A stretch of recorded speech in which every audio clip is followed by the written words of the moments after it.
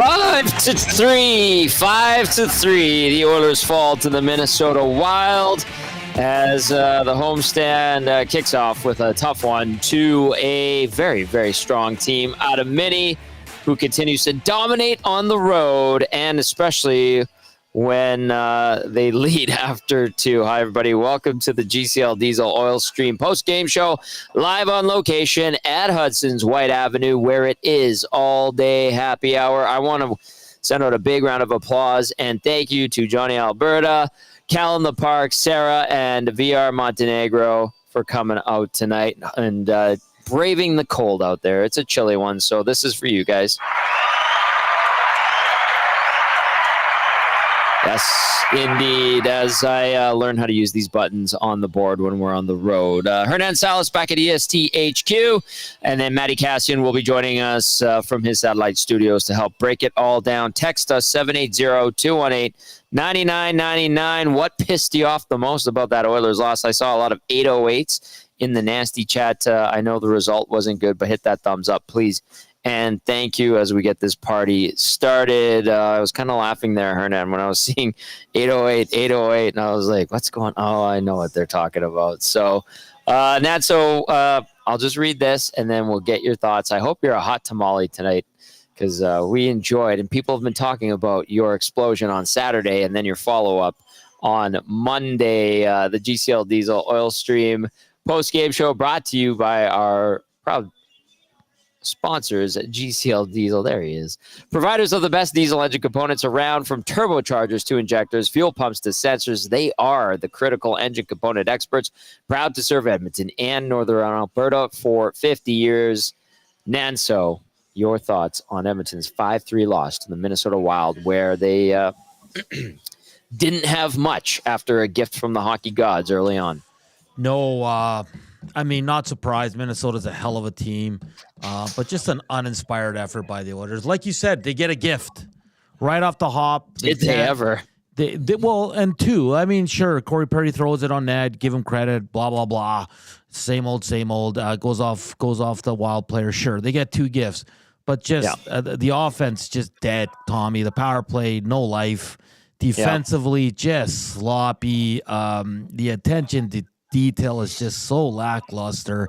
Look at every goal tonight, and you can point out about two mistakes on each one, Tom. Like Bouchard in front of the net, like he reacts. On that one. Yeah, he reacts initially, and then when Foligno, when he goes to hit it the second time, Bouchard just gave up. Henrique on the fourth goal, turnover, late on the back check. Stetcher swinging his stick, pure chaos on that play. Yep. And listen, Skinner's taking a lot of heat. You need a save, and I'm not putting all the goals on Stuart Skinner, but you can't keep playing under 900 hockey here. It's outside of the Ottawa game. It's been a lot of that. When the defense is this bad collectively, I'm not blaming the D-corps. You need your goalie sometimes to bail you out, and you're not getting that from the Edmonton Oilers. But hey, I'm gonna look more at the defensive play of this hockey team, Tom. That was atrocious today. It was embarrassing. And hey, give credit to Minnesota. Excellent team. Tom, they scored that fourth goal with Kaprizov in the room and Boldy in the room. Yeah, like they didn't miss a beat, man. That's a hell of a hockey team. Even when they went down 1-0 on that crazy goal, as soon as Minnesota tied it up, it was game over. Minnesota took over that game, and the Oilers didn't have a sniff. You saw the line changes in the third period, trying to find something.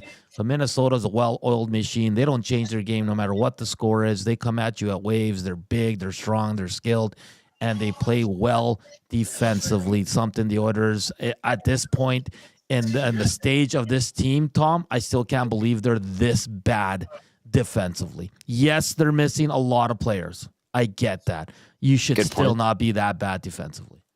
Scrambly in a lot of areas. Minnesota, patient, skilled, like you mentioned, taking advantage of the Oilers and ultimately of some weak defensive play. And then, yes, you would have liked an extra save or two, but quite frankly, the way the Oilers were unable to attack and penetrate in and around the piece. I know they went to the net a few times on Marc-Andre Fleury, but I don't know. I didn't think that the offense had much to go on, and it wasn't that inspiring. So sad, but sort of predictable because we heard Sarah McClellan from the Minnesota Star Tribune on the pregame show said this Minnesota team gets contributions from all corners of the lineup.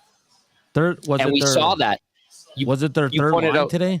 Or their third line had a couple goals. Second line had a couple goals. You pointed out how they didn't miss a beat without Boldy and Kaprizov when they were nicked up. So the Minnesota Wild showing us why they are one of the top teams in the league and certainly right behind the Winnipeg Jets, or a little bit behind the Winnipeg Jets in the Western Conference. All right, keep those texts coming in, 780-218-9999. What pissed you off the most about the Oilers game tonight? We want to hear it from you. Bring it at us. I saw like Penner's Pancakes in the Nasty Chat and some others who were like, I can't wait to hear the Skinner talk and the Skinner defense and people defending Skinner. I don't think anybody is going to be defended tonight when it comes to the Oilers. They got exposed by a better team in a lot of areas. Yes, they were down some key players. And yes, Minnesota took full advantage with Tom. I don't know. Yes, I don't know if you guys noticed, but Ekholm was paired for Stetcher in the third for a few shifts. Bouchard with Kulak. I don't read too much into it. I just kind of noticed that. I thought it was maybe just they got caught on a line change, but that was not the case. They did switch it up a bit. They're not a big deal, but yeah. And I don't think Josh Brown saw much ice in the third. I think he might have seen two shifts very late in that game. Nonetheless. I mean, listen, Skinner's taking a lot of heat, but again, Tom, for me, the number one reason this game was lost was the defensive play of the team. And I'm not saying the decor, I'm saying the five guys on the ice were atrocious tonight. Cass is good to go if you'd like to bring him in. All right, we need to get to the turning point of the game. I'll get to the game summary with Cass, but we begin with the turning point of the game right before we bring Cass on. The Oilers fall 5-3 to the Minnesota Wild. Minnesota, one of the top teams in the league, especially in the Western Conference. The turning point of the game presented by Advantage Sports Medicine and Physiotherapy. At Advantage Sports Medicine and Physiotherapy, we treat you like the pros. Our multidisciplinary team includes sports medicine physicians, along with highly skilled physiotherapists, strength and conditioning coaches, and massage therapists. Whether you're recovering from an injury or looking to enhance performance, we treat you like a pro using the same locker room approach trusted by the best in the game. This is where I'm going to go with the turning point of the game. I'm going to say it came in the second period at 3:09 when Marcus Foligno scored, kind of banging something home, a little bit of loose change in front of Stu Skinner. I think Skinner made the first save, and like Hernan had alluded to earlier, yet Evan Bouchard struggling to pick someone up in front, namely Foligno, who banged in his fourth. Chisholm and Gaudreau with the assists on that one. I think that's when you could tell that the tide had formally turned and Minnesota was taking over the game. I know the Oilers would get the equalizer from Corey Perry at 6:03, but I thought that was where the game was starting to fall into favor of the Minnesota Wild because of their patience and their smart play and the skill and confidence that they possess right now, being one of the best teams so far this season. So the Advantage Sports Medicine and Physiotherapy turning point of the game, Marcus Foligno's fourth of the season to make it 2-1 mini at 3:09 from Chisholm and Gaudreau. Not because it stood up as anything, but I think it was the marking of a point of the game where Minnesota really started to take over, despite Edmonton getting an equalizer 3 minutes later. All right, let's bring in our game analyst, Matt Kassian. He's ready to rock and roll. Hey, Cass, how are you? I want to point out a couple of things. You mentioned the discipline. You mentioned the patience of the Minnesota Wild and the way they play. And then Dusty Nielsen chimed in with this one, and I think it's worth bringing up, too. At this point in the season, Edmonton, 10-9-2. They have one win, as Dusty points out, against teams that are currently in a playoff spot. And that win, guys, is against the Calgary Flames. I think that's kind of telling right now, wouldn't you say? And then Cass, take it away, my friend. Yeah, pretty telling. You're absolutely right. Minnesota's a good team. Yep. Very good team. Plays a very good team game, very disciplined, very patient. They don't press when there's nothing there. They just kind of sit and wait till there's opportunities, but they execute. I mean, how many times did we see Minnesota bobble pucks, turn pucks over, just kind of throw pucks away? How many times off the rush did we see them try to go through 3 sticks, 4 sticks, try to force a play, try to take something that wasn't there and make something out of nothing? You didn't see it happen. No. Hines has these guys playing clean. Yeah. Right now, they are playing a clean hockey game, and it's kind of like defensively, it was everything that we feared it might be with Minnesota playing that way, and not just because of Kaprizov, just Minnesota as a whole, where Edmonton just couldn't deal with it. And they did it to themselves so many times, guys. And there's all kinds of people. They're ripping on Stuart Skinner. You guys say you won't defend him. I'm not going to try to defend him, but let's be real here. I'm not even going to mention Stuart Skinner. Okay, we're not going to mention Stuart Skinner on this, but I'm just going to run through. You guys talked about it a little bit, but I'm going to run through the goals. Okay. Goal number 1. What the heck is Podkolzin doing? What is he doing? Driving his line. Why? How dare you? How dare you ask that? He's driving his line and skating out of the slot where a guy's skating down into the slot with 2 guys standing right in front of the net. Like, no, the dangerous guy's out by the wall. So I need to leave the guy who has the puck currently on his stick, skating into the middle of the ice, into the slot, and just leave him alone. Yes. You don't need to get that guy. You don't need to get that guy. Just leave him. Just leave him. He's good. Goal number 1. Goal number 2. Bouchard's like, someone's going to get that guy at the side of the net. I don't need to go battle in front or take a stick or find a body. I'm going to go stand over in the corner because maybe the puck will come here and then I can go in a breakaway. So I'm just going to go stand over here. That's goal number 2. Cass, quickly. Goal number 3, Stetcher's just swinging his stick around. Who knows what he's doing? Great point. And then he turns around and he starts swinging the stick around again to try to stop a pass. Who knows what he's doing? Yeah. That goal goes in. Goal number 4, Henrique's just like, you know what? I'm going to make this nice fancy play at the blue line when I'm spinning and turning around.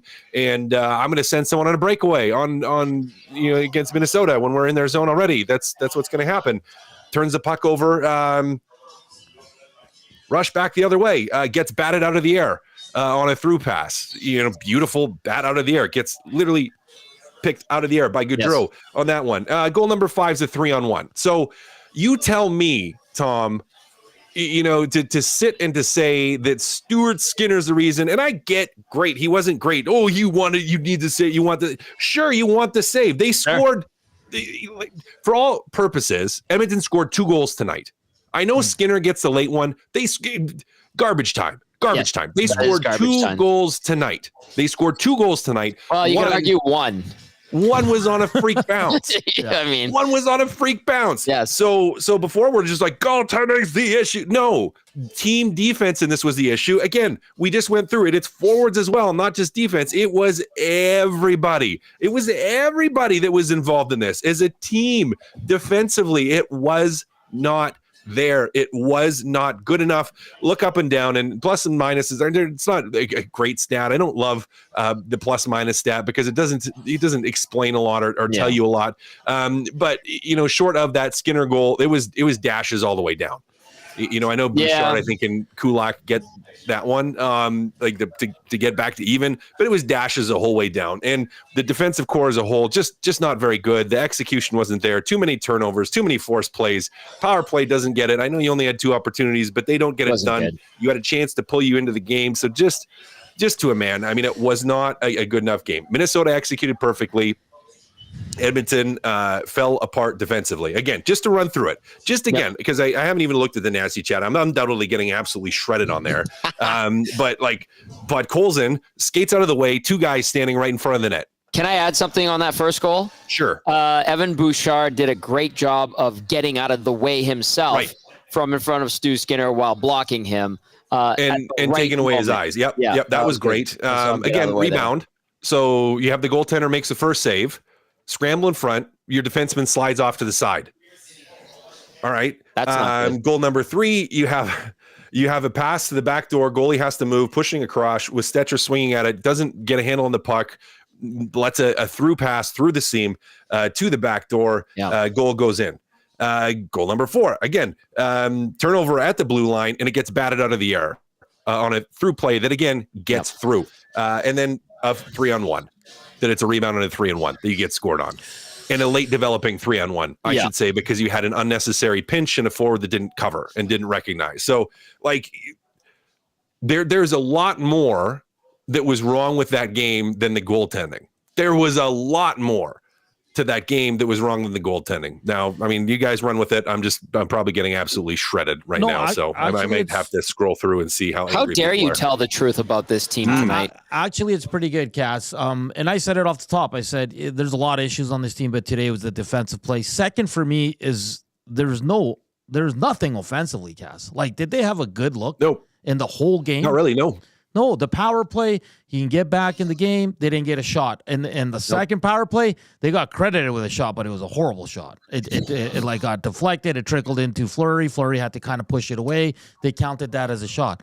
So the top two issues is defensive play of this team as a whole. And offensively, they're not getting anything. And they're missing some quality players, sure, but quality players that were struggling offensively as well. Cass, you brought up the second goal, I think. I sent a screenshot of Bouchard on that play, and when you first said it, you said, Bouchard's just standing here. Like, he is literally staring at Foligno and doesn't move. Like, he's just looking at him. And the puck's already off Skinner's pad going to Foligno, and he's literally just staring at him, guys. There's no effort to even try to stop him from scoring. There's no effort.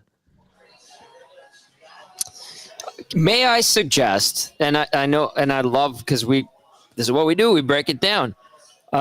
These mistakes, errors that the Oilers did make, and listen, I'm not defending him or anything like that, but to me, they were simply outmatched by a much better team.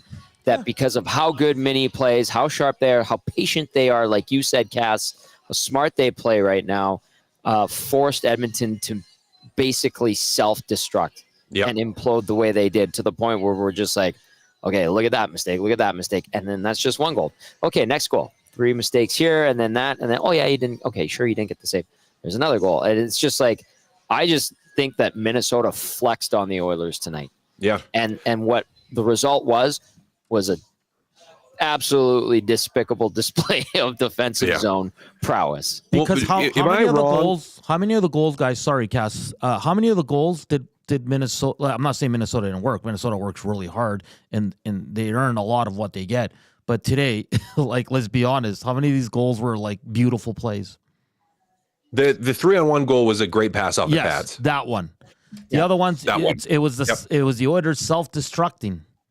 But even at the start of that, it's like you had the pinch and the not cover on that. So you know, I'll give them Minnesota that one of earning it and making a really nice play on it. But the other ones were all they were all Edmonton not executing. And I think the flex, Tom, and guys, correct me if I'm wrong, the flex wasn't just like we're so much better than you. The flex was just like, doesn't matter how you think the game's going to go. We're just going to play our game. Yes, we're just going to play our game.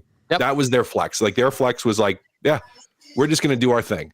We're going to do thing, and we're going to be patient, and we're going to frustrate you, and you're going to make mistakes, and guess what, we're going to bury it. And they absolutely did that. They again executed their game plan to a T against an Oilers team that just collapsed with too many mistakes. A lot of poise to the Wilds game tonight, and like you said, they're undeterred by anything that happened, especially when they gave up that really weird one off the hop. Man, that was something else. And this is a team that's firing on all cylinders, and I think we got a full display of that tonight. 780-218-9999. Text us, and then if you're watching on YouTube, get into the nasty chat. Your thoughts on the Oilers' 5-3 loss at the hands of the Minnesota Wild. Mini, very good on the road this year. Texts coming in. I got one from Guy who says, good recap by Cass. And the Oilers are getting outworked again. So, Cass, you're getting some props from some texters, because they recognize what you're throwing down, and it's legit. Like, I know we can. Oh yeah, of course it is. We can say you need a save. We can say that we need a goal here or there. They literally were given a free spot on the bingo card by Hockey Jesus, who said, "Here, I'll give you guys one. But go get it." This team never capitalizes on that, guys. Never. And I'll just give you, Brian Swain sent me some more numbers, boys. So through 21 games this season, they have six regulation wins, -9 goal differential, 16.7 PP, 69.2 PK. all those numbers are worse than last year's first 21 games, where they had 6 wins as well. So the Oilers' numbers are actually worse 21 games through the season than they were last year when they were, at this point, just getting out of that horrible, horrible start they had to the season. I'll say this. They had won 6 of 10. I talked about it on the pregame show in the last few minutes. Like, this Oilers team, you know what? We're not liking how they're playing, but they're getting these wins. But it's it feels to me, despite the number, they could have had a share of first in the Pacific. Vegas had to lose and Oilers had to win and pull off a miracle essentially against the Minnesota Wild. But it kind of feels like, as a whole, to me at least, tell me if I'm wrong, whoever's listening, watching, boys that are working with me right now, it kind of feels like that it's creeping towards where they're going to have to get into desperation mode here. Like, it just feels like it's trade back. No. Just like their play and their collective mindset being man, we got to get our asses together because we can't do diddly squat against the good teams. I think, Dusty threw out that fact about the Oilers only beating one current playoff team, a team that sits in the postseason as of right now, and that's the Calgary frickin' Flames, boys. That's the only playoff team as of today that this Oilers team has beaten so far this season. That is alarming. Yeah. Alarming. It's scary. Danger, Will Robinson. Danger, right? Yes. Like, it's scary. But what, guys? It's scary. Why does this at the same time, they still aren't that far out of a playoff spot. That's so for the crazy scary part. as it is, it's like all is not lost. I'm not calling it like we did last year, even though we were completely wrong when we did. I won an Esty for that. Thank you very much. You did. But guys, Tom, you bring up like maybe they have to get into desperate mode. What are they waiting for? I'm not saying they have to. It feels like it's creeping towards that because it's like, guys, you might be winning some games, but A, you're not beating good teams. B, it doesn't, when you win, sometimes it doesn't feel like it's that good of a thing. That's kind of like the sense that I'm trying to explain. It's the senses are telling me it's like, they won, but they got lucky, or they won and they barely pulled it out, or they won and it's like, well, it's 29-97, which we know that they need to. They're always going to be throughout the rest of their careers go-to guys and guys that are pillars on their team and leaned on all the time, but they're not winning games where you're like, well, geez, did you see the fourth line had a big one? They scored a goal. There's a fight, this and that. We've had so few instances of that where we could point to other reasons why this team had success on certain nights through 21 games. That's kind of what I'm saying. And it might get to the point where everyone's going, geez, what the hell's wrong with this team? Well, you're going to have to get your backs against the wall and then start to claw away at it, because the way they're playing and how they're getting these wins barely is kind of, to me, it feels like it's heading towards that type of feeling or sense. Guys, is there any combined today? Ekholm and Bouchard had 9 turnovers combined. I think that's the highest Ekholm has had since he's joined the Edmonton Oilers. I'm going to try to make an excuse here, but are they just playing too much right now, Cass, especially with Nurse being out? Well, it doesn't help. If I was going to pin tonight on something to say, where does it fall apart? It's that defensive core. Mm-hmm. On what needs to change. And there's people that are like, fire the coach. You don't need to fire the coach. He's at a calendar year, just past it, that he's been the head coach. And you want to gas him already? He's a game away from the Stanley Cup last year. Yeah. Or a goal away, rather. Sorry, from the Stanley Cup last year. Trade for a defenseman, yes. Are they going to have to do something? Yeah. And it shows even more without Darnell Nurse. It shows even more. You can hate Darnell Nurse's contract all you want and complain about it and say it's too much and say this and say that. But especially with how he was playing when he got hurt, Darnell Nurse is incredibly important to this defensive group. And yes, there's times he does things and you're like, I don't know what he's doing. Yes, they still need to find someone who can play with him consistently. Yes. But when he's playing and playing decently to well, he is integral to this team, and he does help take pressure off those two. So they have a defensive depth problem now, and the rotation isn't cutting it, guys. The rotation is not cutting it. Those players are not getting it done. You saw it from Stetcher today. We've seen it from Emberson another day. We've seen it from Derma. Now we've seen it from Mountain, where it's just like it's just not enough there yet. Yeah. Can those guys fill an auxiliary role and have them in another lineup in the third pairing? Sure. You know, they're NHL defensemen in a third pairing, but right now you're having to ask guys that shouldn't be playing in a second pairing when you need to be in desperation mode as a team to start stacking up wins and getting more wins against good teams. It's not there right now. So I mean, you got to think, guys, if there's going to be a change, which there might have to be, it has to be on the defensive side, doesn't it? Yeah. Although this team doesn't score goals either. I'll just quickly go ahead, Hernan. But I think this management team is going to remain patient. Same with the coach say it's going to come around, because all Knoblauch talks about is how they're really good in analytics, and the metrics say that they're one of the better offensive teams, but you don't score. So it doesn't add up. It doesn't add up. Analytics be darned, guys. That's why I rant on analytics sometimes, is because like it can tell you that, and it can tell you, we're doing some good things, but at the end of the day, you can have the best analytics in the world. If the puck isn't going in the net, you don't win hockey games. Like it doesn't matter. Analytics don't matter. Like they matter to help you understand what's happening, and we're getting good chances.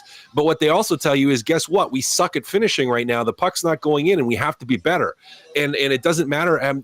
Yes, it means you don't need to blow everything up and completely change everything, and change all the systems and do this and do that. Like it can inform you of that. But at the bottom line is you need to get points, and you can't sit and wait to say analytics are going to change. You have to have guys on the ice that are going to go through a wall, that are going to play incredibly desperate, which we have not seen. They're going to play like the Stanley Cup's online to get the win, and we just haven't seen that yet. 780-218-9999. It is the GCL Diesel Oil Stream post-game show live on location. Hudson's White Ave. Big thank you to the crew over here at Hudson's, Julia, Shay, and Jasmine. And, of course, portions of this hour brought to you by Hudson's, Canada's Pub. You are invited to watch any Oilers game at Hudson's. And on Thursdays, it's all-day happy hour. They have $6 house draft featuring the new Blueberry Blonde Ale. Book your reservation now at hudsonscanadaspub.com, or just come on down. Chilly one today, but shout out to all the nasties that came to hang out. We had a really, really good time. The Oilers fall 5-3 to the Minnesota Wild. Really didn't have a sniff in this one outside of getting the 1-0 lead on just an absolutely wacky goal, weird bounce through the wickets of Marc-Andre Fleury. I believe I saw Leon Draisaitl even mouth the words, "What happened?" Well, you just scored a beauty, Leon. You just scored a beauty. Let's get to a few texts. Boys, if you see any, cue them up. But I'll go to Peter first. Peter texts in, says, classic Oilers game, not finishing on their chances, giving up too many chances, not getting saves, recipe of a bad team. Peter, I can't disagree with you. The only thing I would say is they didn't really have many chances, but they certainly didn't finish on whatever few they did get, and they did cough up a lot, and no, they did not get the saves. Hersey texting in says, the Oilers' play right now is Dry's effort on the power play, just standing around, wanting it easy. Looney Len adds, you can actually score. Minnesota scored 7 tonight. Yes, they had the disallowed one. Munchmaster Flex says, why did the team decide to make their defense worse in the offseason? Wasn't like it was amazing to begin with the two best offensive players in the world that right now most times carry the team. Did they not go and build a fortress on the back end this summer instead of the flashy top 6 additions? They have mid goaltending, so they need strong D and better team D. Munchmaster Flex. Boys, anything you want to hit on that you're seeing? Yeah, Taco says you can't even be mad at this one. Everyone pretty much expected this result. Taco, you're not wrong. But I think why people are mad is how they lost, the effort that was given. It's just, I think that's why people are upset, because I think most of us here at EST today picked Minnesota to win this game. Yes. The Liquid Beaver says, total disgrace, Tommy, from the offense to defense to goaltending. Besides the Podkolzin line, the 3 other lines create 0. What part of defending does Bouchard not understand? Can't stand watching. A lot of it right now. Watching him play in his own end, it's an absolute joke. And also, even the Podkolzin line, like we like to jokingly call it, wasn't very good tonight. And you saw the blender come out in the third, boys, and nothing was working. Nope. Nothing was working. And I think the Bouchard move was also to send a message. and Ekholm struggled a little bit too. Yeah. Yeah, he struggled a little bit too, guys. That's the thing, and I think we were talking about a little bit the other day. It was like, is Ekholm slowing down and this and that? And Cass, I believe it was you who made a good point.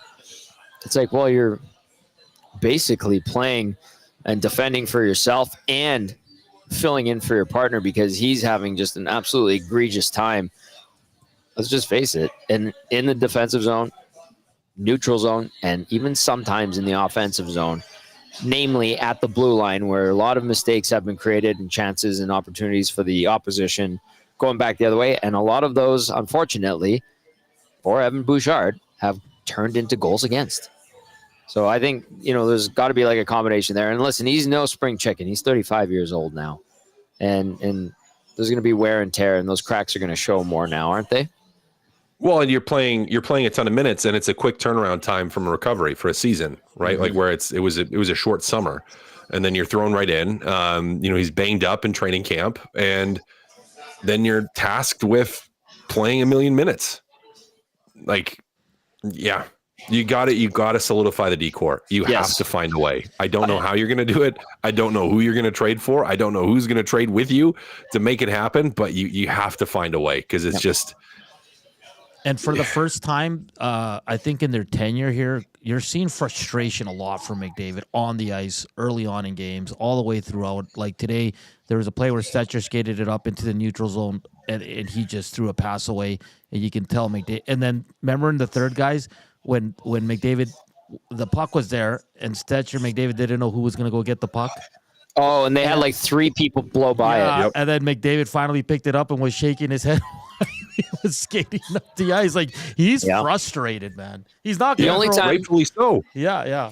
The only time I can remember him being like that angry and upset was 17, 18, 18, 19. Those 2 years were abominations. And they're in a better well, I don't know. Like they had some decent runs in those seasons where they kind of made it look like they were going to get it into high gear and wake up a little bit, but yeah, this one can go either way at this point through 21 games. I want to finish one thought too, to those that have texted in and hit up the nasty chat about the coaching staff and Kris Knoblauch.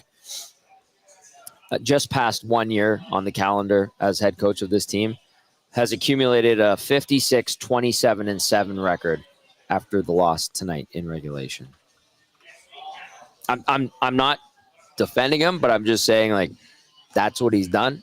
Went to Game 7 of the Cup final, and you want to pull the trigger on getting someone else in here.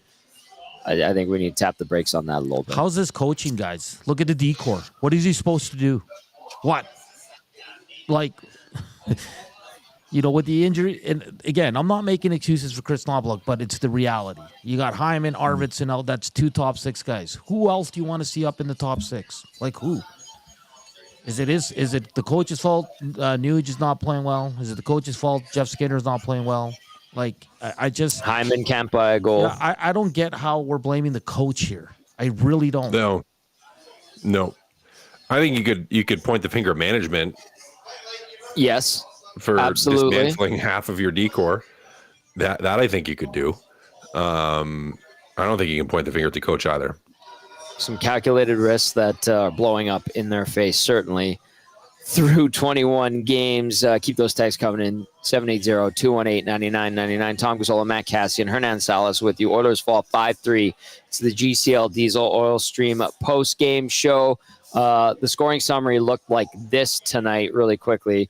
You got the opening goal 27 seconds in from Leon Draisaitl, literally the flukiest goal I've seen in a really long time. McDavid gets an assist on that one.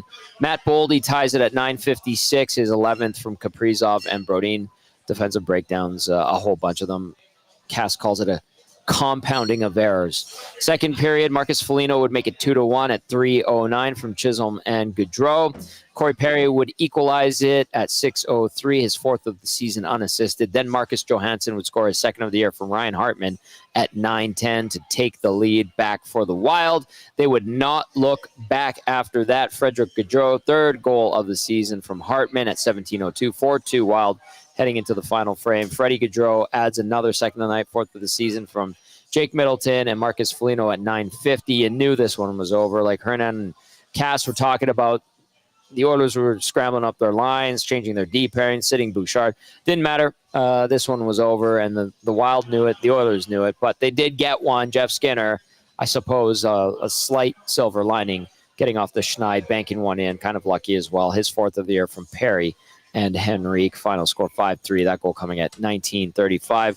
Shots on goal in this one, 31-26 in favor of the Oilers. All right. 57.1% to 42.9 on the faceoff dot in favor of the Oilers. The power play 0 for 2. PK, that's a 6th straight game now, guys, where the PK has gone perfect. They went 1 for 1 tonight. That's good. That's 13 straight kills. Silver lining, I suppose. Hits 25-18 in favor of the Minnesota Wild. Shots blocked 26 for Mini, 13 for Edmonton. 19 giveaways for the Oilers to 15 for the Wild, and officially 3 takeaways for Mini to 2 for Edmonton. Any of those stats say anything to you guys? Like, they outshoot the Wild? I don't know. I didn't think a lot of those shots were that dangerous. And No. I was like, oh. The most dangerous was the first one that went in. Yeah. I know. Name one, like, so we're going to point at Oilers goaltending and be like, you need a save. Name one instance, you need a save that Fleury had to make tonight. Give me one. None. Zero. Non-threatening. Edmonton's, Dusty on the Nasty Chat says, boys, half their D-men suck. More than half their forwards don't make an impact, and their goaltending isn't good enough. Good night. Great show, boys. Get some rest. Go to bed before Tammy realizes you're awake. Why are you still awake, Dusty? He's going to sing a song. We don't He's going need to do a voicemail like a thief. He's going to be like, the Oilers are sucking. Doot. And then we'll be like, I'll ask you this, guys. Our good friend Carmen Gill, who's freaking out right now on the Nasty Chat. No way. But we love him because he's very passionate. He's very passionate. He says, why not call up Noah Philp and Matt Savoy? Do you guys agree with his notion that maybe a little bit of youth in this lineup will help?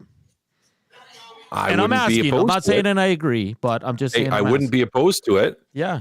Philp was good when he was in. He was fine. Is a big body. And we haven't seen Savoy yet. I still wish when they went 11-7, they only won some games, but like I wish Matt Savoy was here for that. Yeah. So yeah, hey, I'm a fan of that. Get him in. Get him in. I mean, if the rest of the bottom isn't producing. Hey, can I say one spark was provided today, and it was from Drake Gazzola? Yes. Yeah. That took cojones, okay? That is, and listen, they did nothing with it, and their whole like games with fights in them record, Minnesota took that and threw it in the waste disposal bin. Yes, the garbage can. But like, there's a call up, knows his role, and he goes and he does something. And I thought what he did to Kaprizov was clean. He didn't knee him. He kind of leaned into him, but he caught him in the midsection, and that's Drake Gazzola playing like an a-hole. Yeah. Trying to get his team I was going. fine with it. I mean, I'm glad Kaprizov's not hurt. You don't want guys that are that good to be hurt. A little banged up, okay. True. So he's fine. He came back and played, but I mean, he was it. No, I'm not complaining about Gazzola. I'm complaining about everyone else. That's a good point. All right, let's get to a few more texts. Keep those coming in. 780-218-9999. The Wolf, says, when Dry and McDavid fumbled the zone entry, I stopped watching. Not the Oilers' night. Peter added, if Nugent and Henrique are going to be your other centers, they need to do something at some point. Henrique did get an assist, but I agree with Peter. You're not getting anything from Henry. No. Connor Brown is a shadow of Connor Brown of a few years ago. A few years ago. Yeah. I mean, it's not like he was scoring last year, but he found a way to be useful. Maybe there's a positive penalty kill. Yeah. Clean slate. But yeah, Henrique again, we talked about him a little bit on the pregame show, and I think maybe even this afternoon, but yes, you guys did. He hasn't done anything. He's not giving you anything. No, not giving you nothing. Gave you a turnher. What'd you guys make Ended up in the back of your net.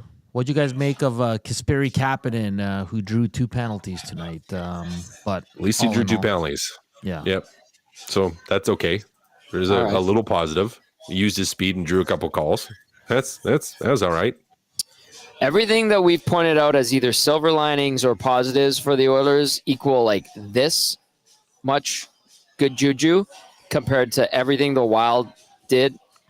Like this much good stuff. Yep. Like it was so monumentally in favor of Minnesota on this night that we're grasping at straws for positives here. And that's an indicator as to how good the Wild are and how discombobulated a good team like Minnesota makes a team that hasn't really figured it out, banged up with injuries like the Oilers look, I think. And listen, like, I'll say this, guys. Tell me I'm crazy. That's fine. The Oilers that we saw tonight, which was not good at all, riddled with injuries to key players, compared to the Oilers in Game 82, potentially beyond, I feel like is going to be completely different. I think I can say pretty confidently they're going to be a better team. There is a chance they could be worse, and that would be just a total waste of a season with such high hopes. And I think this Minnesota Wild team will look different too. There's so much hockey left to be played. I'm not saying that as an excuse or anything like that. I'm just saying, like, this team that we had a small picture of tonight is not going to be the same later on in the season. They could get better. They should get better, especially if they get healthy. But Minnesota showed them where the bar's set right now. And unfortunately, Minnesota's bar isn't anywhere near as high as Winnipeg's bar at this point. So there's a lot to make up for in terms of ground. Yeah. Yep, and it's not going to get easier. You're playing the New York Rangers on Saturday. Sweet. Who are coming off a loss and will be angry. Who are going to be chomping at the bit to not lose 2 in a row. Let's go to Hersey texting and says, I think the only thing with the coach is it just seems blah with his answers and how he handles the team. Zero piss and vinegar. Like, be mad. It's not good enough. Call guys out. Okay.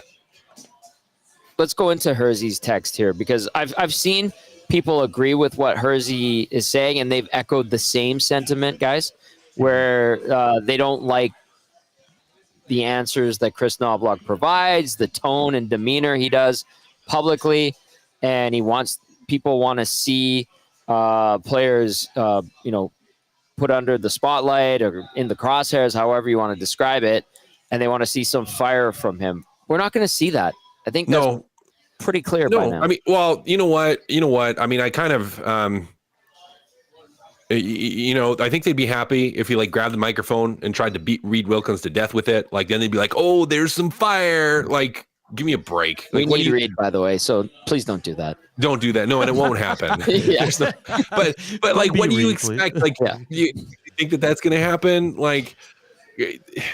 And you think he's going to just sewer his players to the media publicly? And players view that very differently than calling guys out behind closed doors. Right. Than calling guys out in front of their teammates behind closed doors. Viewed completely differently. You can lose guys very quickly in terms of players by doing that publicly, calling them out in the media. Now you can allude to things, you can hint at things, and I get people's frustration where they want to see that because then it's then if he's doing it in the media, he's got to be doing it behind closed doors. Well, he might be doing it behind closed doors. We don't get to see that. So don't expect that. You shouldn't expect it. Probably not going to happen. And who's to say he's not, behind closed doors, Cass? You were with NHL teams, you know what happens. He's probably addressing it and in film sessions and whatever. But yeah, he's never going to come out, and not even Woodcroft did that, guys. I mean, Tippett and McLellan were a little bit more on the edge in that sense that they would call out certain plays and players at times, but the last two Edmonton coaches, just that's not their personality, right? Woodcroft would go out of his way to kind of defend the team and just say they were fine and everything was good, right? Yes, he would. That was a calculated and deliberate tactic publicly by Jay Woodcroft, and I think Kris Knoblauch thinks along the same lines. I think he does it in a softer way. But I think that's a fair statement, Hernan. Okay, how about this one? Sorry, I was just gonna and quickly. Cass said it was probably a message to Bouchard that he took him off the Ekholm pairing, right? Yep. He doesn't do that for no reason. Oh, just switch it up. Okay, I like this one from Gumby, and it's for all of us. It says, guys, I have a question. What would you say the Oilers' identity is? Because from what I can tell, They're not a hard forechecking team. They're not the hardest working team, not a strong defensive team, not a great offensive team, not a physical team, not the hardest working team on the ice. Don't play like the most skilled team on the ice. Power play sucks, PK suspect, not tenacious. I am just curious because I can't figure out what to expect. Gumby. They can't either, Gumby. Yeah. Yeah. That's maybe the issue. Or one of the issues. Right? They don't know. I don't know. Gumby summed it up. Yeah. It's kind of sad, too. It was all-encompassing. Because Cass makes a good point. Like, game in and game out, guys, we don't know what Oiler team is going to show up. Like, do we know what's going to show up on Saturday? The best team in the league, the Oilers. I'm kidding. But they have that capability. Yeah, like you said that. Just watch. They're going to blow us away. They're just going to be like fantastic on Saturday. But they have done that, and that's the most frightening thing, because they could go into that game on Saturday against the New York Rangers, and everybody's saying, "Oh, this Oilers team is junk. Did you see how bad they got exposed by the Minnesota Wild? This and that, injuries, that," and all of those are valid points.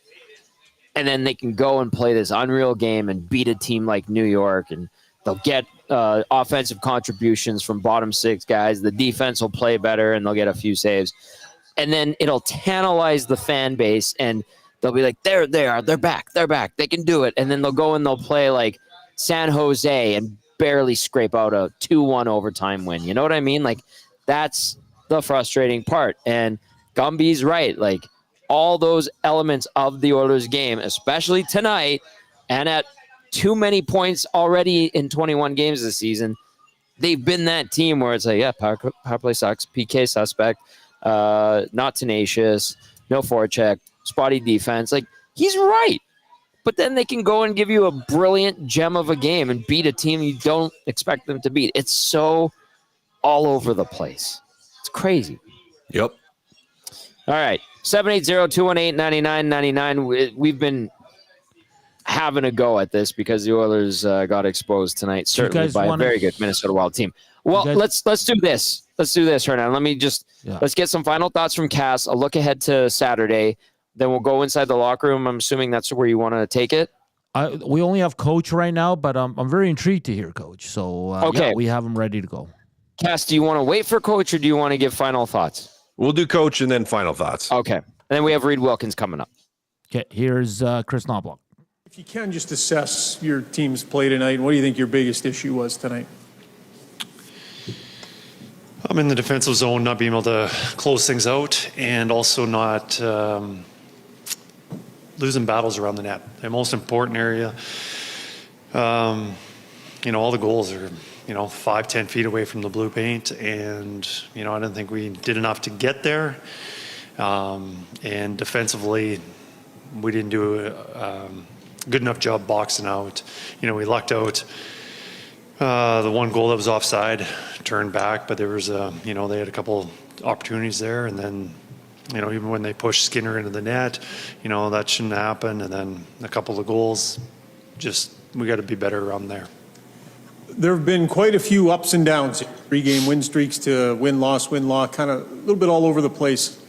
In terms of finding consistency, do you see your team playing desperate enough or doing the things that a team that knows it's not where it needs to be should be doing? Yeah, well, I definitely believe in this team. I think we should be better than our record says it should, but it's a hard game. One, you need good players, but you need good players working hard. And, I think collectively we can do more. Overall, I don't know, it's just we got to find ways to score goals. You need skill to do that, but you also need some grit and simplifying your game and going hard to the net. Do you think there's a hesitancy to put the puck and people to the net? Yeah, I think so. I think we obviously have some incredibly skilled players who can make those plays. And when you're playing with those guys and you see them doing it, sometimes players get mistaken identity and try that extra pass, play on the perimeter rather than shooting for a rebound, getting to the net, looking, stuff, little things like that. How did you feel Kapanen played tonight? Good. I thought he played good. He drew 2 penalties, something that we haven't been able to do very much of. If you're drawing penalties, you usually have the puck and you're moving your feet. So, for his first game, I was happy with him. Kris, you're at the quarter mark of the season, and Stu Skinner's numbers just aren't where where he wants them to be. Probably not where you want him to be. And no bad goals per se tonight, but not necessarily a big save.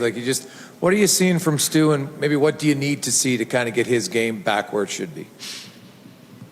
Yeah, he's not playing the level he was last year. Last year, since I got here, I thought he was one of the top goaltenders, and if he had a bad game, it was turned around the next night. I think overall, for a goalie to play well, it's got to be predictable. We got to be more predictable for him, and what kind of shots are we giving up, and where are they, and taking away the high danger shots like tonight. That's not a predictable game for a goaltender to turn his game around.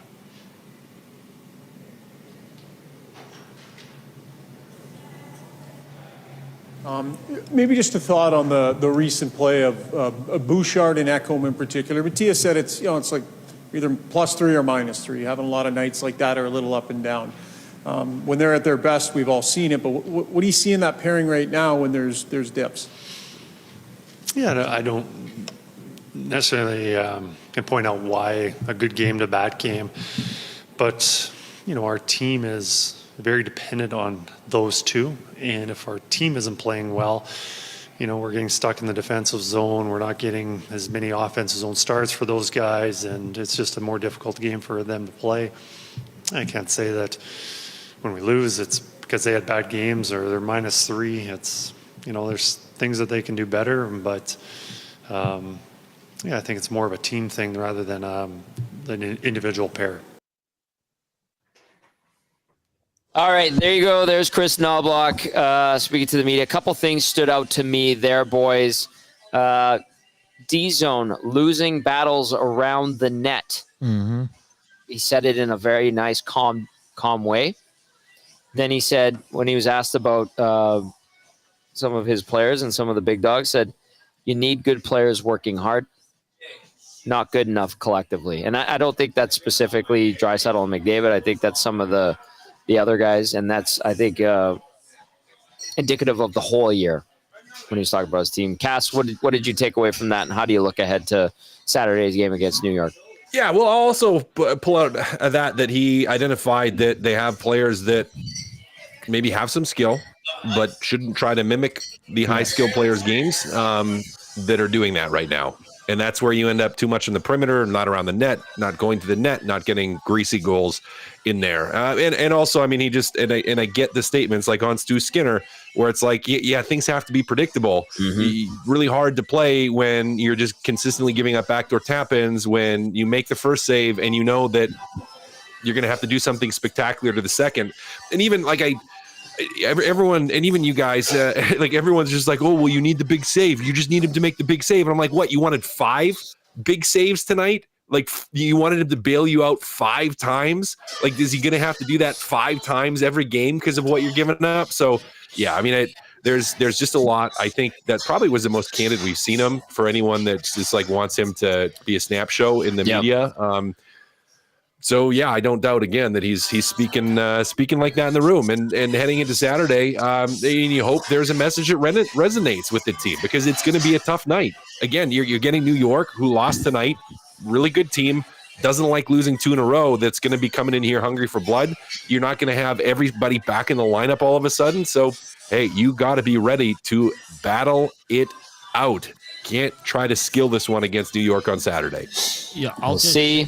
Go ahead. I'll echo the same sentiments as Cass. I thought that that was the most fired up. Well, not fired up, but a long pause. He was not fired up. No, but I mean, like for him, he gave some honest answers. I appreciate it, like what he said. And there was one question there from Rashog, and he took a long pause because he had to think it through before. He didn't want to say anything too bad, right? But I agree with Cass on the comment he made where there's players trying to do something that's not part of their game. because they see the other guys trying to do it, and there's a lot of those players on the Oilers right now that are trying to do too much, and that's just not their skill set. Boys, we'll see if they can rally and regroup on Saturday. Cass, good stuff tonight as always, my friend. Talk to you later. See you guys. There you go. Matt Kassian, our game analyst, helping us break down Edmonton's 5-3 loss at the hands of the Minnesota Wild. Keep those texts coming in, 780-218-9999. Get into the nasty chat as well. We want to hear from you. A lot of rough criticisms of this team, and deservedly so. All right, this man was in the locker room. He was asking some of those questions. He can give us a better sense of the vibe from inside the building and with the team and Kris Knoblauch. It is the host of the Reid Wilkins Show from 3 to 6, Monday to Friday, right here on EST. Reid Bartholomew Wilkins. Hello, Reid Rick. How are you, sir? Oop. Great as well. Thank you.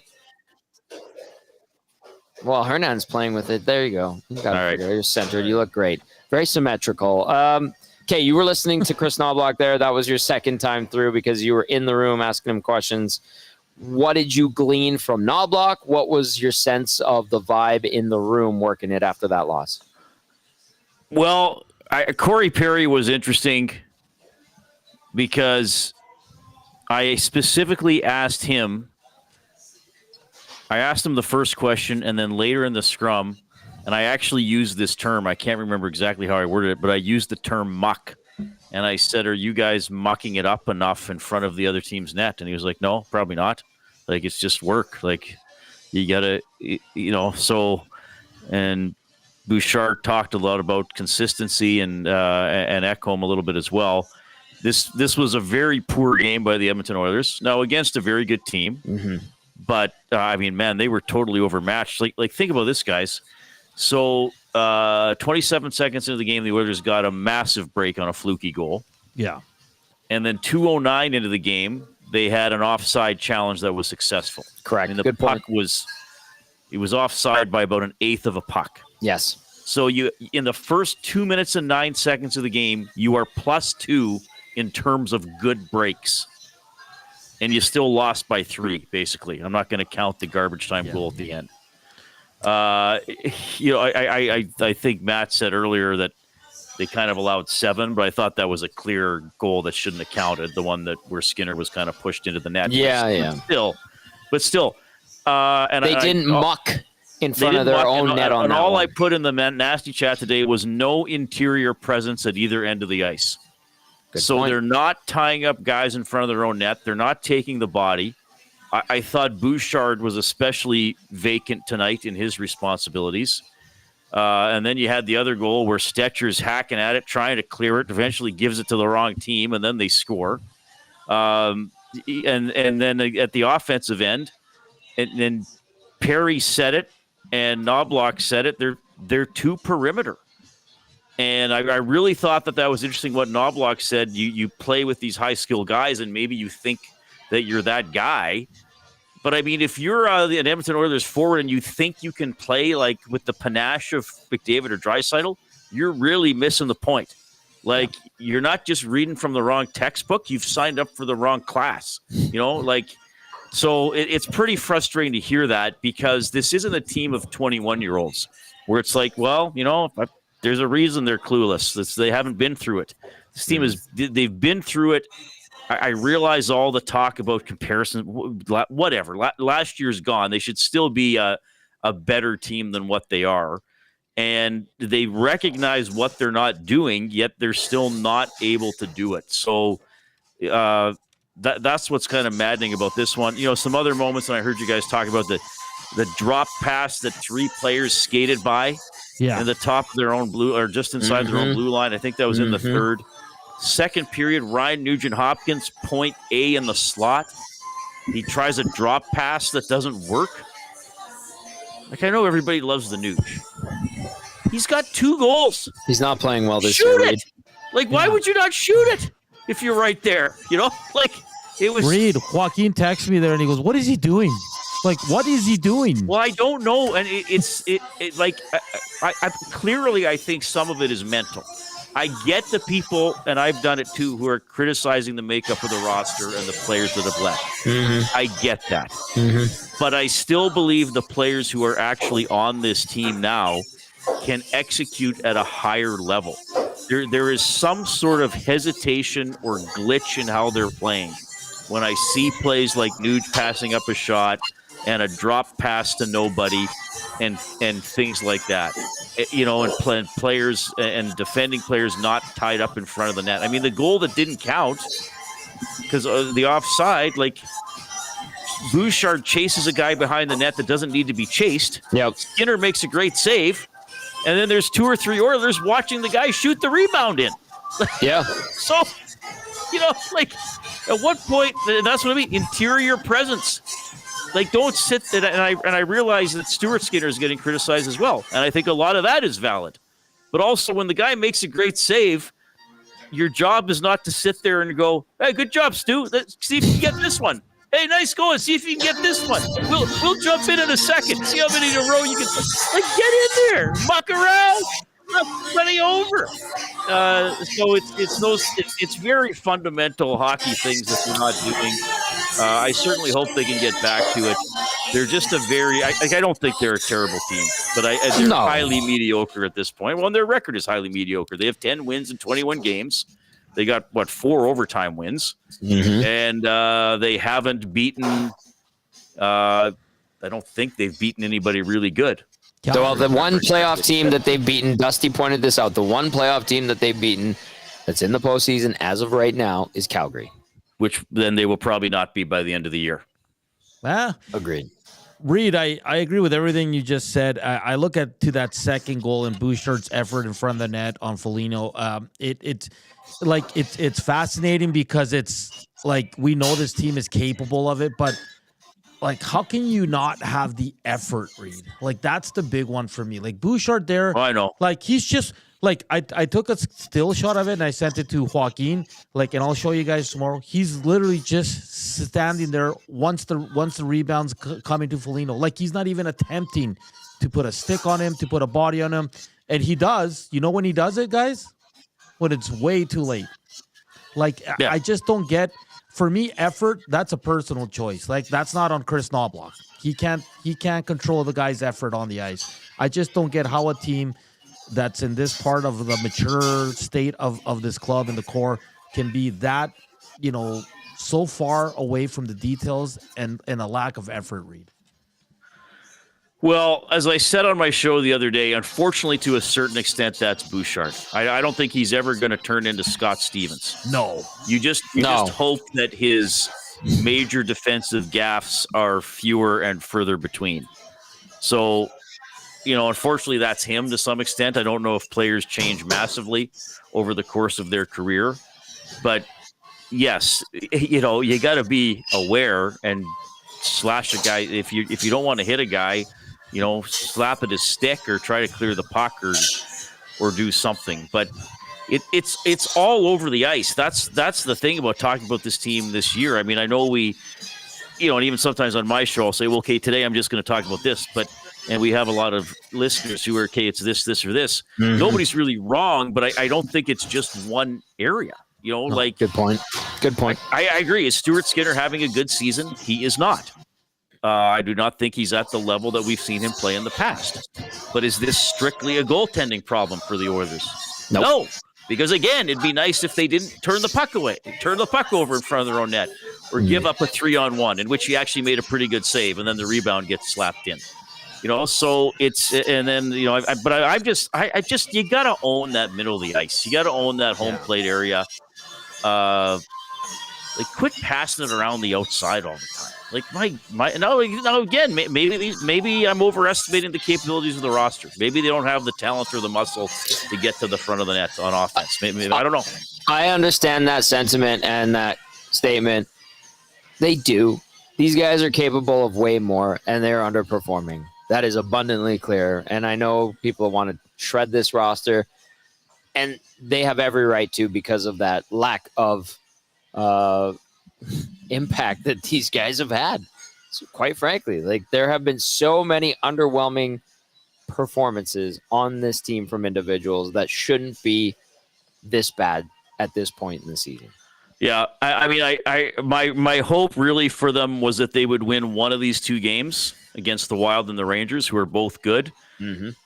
And then hopefully you have Nurse, Hyman, and Arvidsson all back to play the hockey club next Friday. And then maybe you can start to bank some points. I mean, I know Hyman isn't having a great year. I still think you miss Hyman tonight. Yeah. And you still miss Arvidsson, even though he's not having a great year. I mean, he's better than Gazzola and Kapanen. Correct.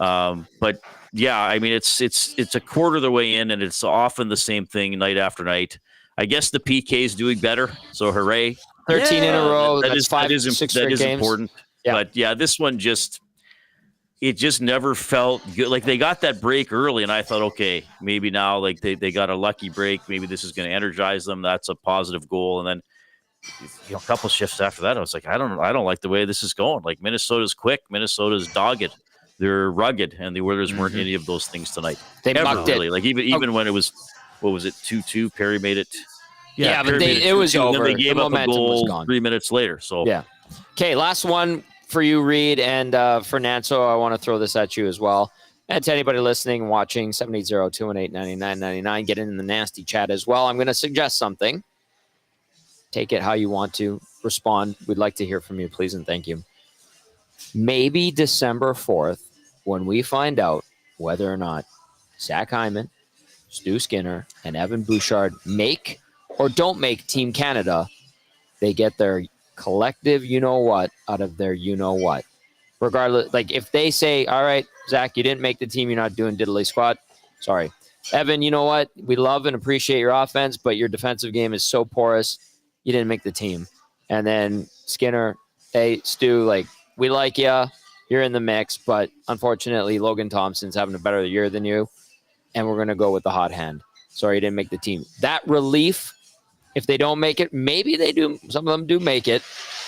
Do you think that after December 4th, somehow it can unlock what these guys are actually capable of doing at the NHL level? I don't know. They shouldn't be locked up by that. And the only guy of the three you mentioned, the only guy with a chance to be on Team Canada is Hyman, simply because of his reputation and work ethic. I don't think any of them will make it. Yeah. Quite frankly. They don't deserve to outside of McDavid. But if they're somehow thinking about that, and that's I think they are thinking about it. Going for it. That's why I brought it up. I think it has gotten in their heads. Well, that's one of my theories. I hope that's something that wakes them up. I mean, that's, yeah. You don't like it, and I respect that very much. Because I love you. Oh, boy. Hernan, what do you say? I think, yeah, I don't see any of them making it, especially the way they're playing right now. And I really hope that's not the case, that's what's affecting their play. I don't think it is. I hope it's not, but you never know, Tom. But I don't think any of them making the team. Just a thought. Wanted to hear if they're watching us right now, boys, don't worry about it. Focus on and hit that thumbs up. Yeah. Reid, I'll see you tomorrow. Yes. Bye, Reid. You look very nice. You look very nice. Thank you. Go get some rest. Bye. There you go. Reid Wilkins, host of the Reid Wilkins Show. Good stuff from Reid Rick tonight. As always, he is fantastic. I love it. He was pretty spicy tonight, and for good reason. I mean, and you got an idea, and he shared a little bit of how it was in that locker room post-game and his discussion with Corey Perry after the game, not mucking it up or not getting in the muck enough. And it's not wrong. Listen, man. you don't need to go into the dictionary term for muck or the urban hockey dictionary for muck. They're not going to the greasy areas, D zone, O zone. That's the result you get. And we're getting a lot of why don't they make a trade? I just want to say this, and Tom, you can probably back me up on this. I understand, and Cass said it, the Oilers need defense. They do. They might need one or two guys, okay? We all agree on that. But it always takes two teams to tango. And Stu Bowman and Jeff Chastain can be working their little hearts out right now, calling everybody and trying to work a deal. But there's not teams lined up here waiting to help out the Oilers. Not just that, Tom. What are you trading to get this quality top four defenseman? Think of that. Picks? I don't know. And not Picks. Pickard. Picks. Draft No, picks. and that's what I mean. And then you got to think of the salary cap. You got to think of money going in and money going out. Mm-hmm. Like, I understand the frustrations with this team. I understand you want to trade. And I think we all do, Tom. It's fun. It's great. Sure. And this team needs an upgrade on defense. We all know that. But I'm just saying, before you get too harsh on the Oilers management, I'm sure they're trying, but it takes two to tango. You know, it's not just Sam Bowman calls up a team and says, let's do it. I want this guy. That's not how it works. The other team is going to be like, well, why are we helping these guys? Two, what are you giving me? Because the Oilers right now are in a place of desperation. Well, I don't think they're yet, but they're not trading from a position of strength, Tom. Yeah. They really don't instill a lot of confidence when you watch them. I'll say that. No. I understand what you're getting at. Hey, Hernan, we got to do something, and it's a little bit of business, as we like to say, as we wind things down here on the GCL Diesel Oil Stream post-game show. I'm live on location. Hudson's White Avenue. Big shout-out to all the nasties that came out tonight. VR Montenegro, Sarah, Cal in the Park, and Johnny Alberta. It was a cold night. I'm freezing. I'm right by the patio windows. It's not warm, I'll tell you that much. And there are a few people that trickled in, braved the cold. I know it's our first blast of like real winter, and the roads weren't great. So shout out to them, and shout out to staff here at Hudson's White Ave. Connor, the GM, he's awesome, and then Julia, Jasmine, and Shay are always great. This is has been an institution on White Avenue for the past couple of decades. So we're going to have some fun times down here, and then we're going to be at Bourbon Street for that Utah game, and then we're back at BP Westgate. Saturday, we are live on location at Kelly's Pub. I can't believe I'm saying that. I'm looking forward to it. All right, Nan, so let's get to it. It is the Damon Bunting Remax Elite Player of the Game. Like I told you last time, it can be anybody in the game, both teams, not just my life has changed so much since you let me pick from. I should have told you that earlier in the season. I apologize. I blame myself. David Bunting, consistent top producing realtor in Greater Edmonton and among Western Canadian Remax realtors. He and his team would love to help you find that right home or make the move from your current home. He's community driven and understands what it takes to make a difference in our city. Check him out, DamonBunting.com. Or visit his Instagram at Damon Bunting Real Estate. He does a lot of great work with the Robin Hood Society as well. All right, Nancito. Damon Bunting, by the way, is in Mexico right now. He is a smart man. That's why he's so good at what he does. Who is the Damon Bunting Remax Elite Player of the Game? It's going to be Frederick Gaudreau, 2 goals, 1 assist, +2, only 14 minutes of ice time, but he was noticeable. Obviously, yes. He was good on that third line. He also had, let me see here, 3 shots on net. So 2 goals, 1 assist for good old Frederick Gaudreau of the Minnesota Wild. He is the Damon Bunting Player of the Game, Tommy. Almost had the hat trick. Matthias Ekholm batted it out of midair. Good baseball player, that Ekholm. Those Swedes can play baseball. I'm just kidding. They do play baseball there. Cam Moon's son, Levi, played professional baseball in Sweden for a couple of years. But Damon Bunting, Remax Elite Player of the Game. Freddie Gaudreau, a couple goals, few points for him. Nicely done. Hernan, Salas. All right, any text you want to get to before we say goodnight? Yeah, this one says, why one thing we should be harsh on management is why they turned over 75% of a Stanley Cup roster. It's not 75%. No, it is a good portion, but it's not 75%. It's not 75%. And I mean, you're always adding, you're always like, I mean, no one wanted McLeod here. No one liked McLeod. They still called him Good soft. point. And now everybody's like, oh, we want McLeod. Fogle, same thing for different reasons. Like, give it a rest. CC. People were even saying, get rid of Kulak. Get rid of this guy, that guy. CC out of here. Everyone. I was one of them. You know one guy that I heard people say, why didn't they keep him? This is the guy, most obscure guy. You're going to be like, oh, yeah, he played for them last year. Who? Sam Carrick. Oh, yeah. I like They're that. like, I wish they kept Carrick. Plays for the Rangers. We'll see him on Saturday. Good guy, too. Yeah. I mean, like, let's just stop with it. It sucks. Yes, the guys that were offered, it sucked. It sucked losing That those was guys. tough. Yes. It was tough. I agree with all that. But the other guys, let's not sit here now because the Oilers are struggling once again and sit here, well, why they move those guys? When I mean, we can go back. We can see Twitter. We can go back into the inbox and see. We can see your chat histories in lot the of people inbox. wanted those guys gone. Yeah. Gone. Yeah. A lot of those guys. I wasn't a CC guy. I was fine with him moving on, but I said it since day one, since they changed this defense. The defense did not improve. If you're going to move on from CC and Desharnais, you had to get better players. And you know what, Tom? They did not. That is correct, Hernan. That is correct. Can I, now that I figured out these damn buttons, can I do this to everybody that watched and listened today? I give you guys one of these.